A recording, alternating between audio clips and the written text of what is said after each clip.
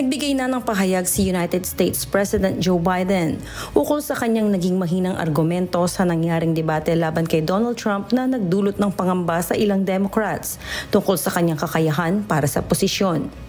Sa isang panayam, inamin ni Biden na nagkamali siya sa ginanap na diskusyon. Hinihikayat naman ito ang mga mamamayan na tingnan na lamang ang kanyang nagawa sa loob ng 3.5 taon na paninilbihan bilang Pangulo ng Estados Unidos.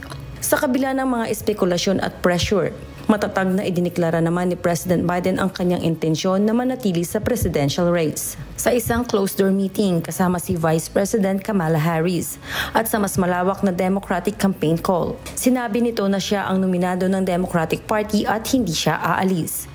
Gayunpaman, ayon sa mga polls, lumaki ang lamang ni Trump simula ng debate, dahilan para manawagan ng ilang Democratic donors at lawmakers na magbigay daan na si Biden.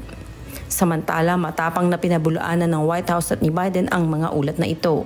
Ayon kay Press Secretary Karine Jean-Pierre, hindi totoo na iniisip ni Biden na mag-withdraw. Nagpulong si Biden kasama ang 20 Democratic governors, kabilang sina Gavin Newsom at Gretchen Whitmer na mga potensyal na kapalit na nagbigay ng kanilang suporta sa kanya.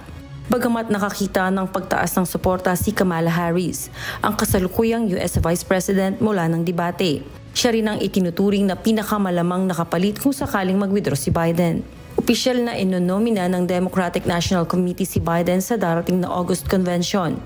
Ngunit isang miyembro ang nagsabi na si Harris dapat ang nominado kung hindi tatakbo si Biden. Sa kabila nito, nakatakdang dumalo si Biden sa mga events sa Wisconsin at Philadelphia upang ipakita ang kanyang kakayahan para sa posisyon.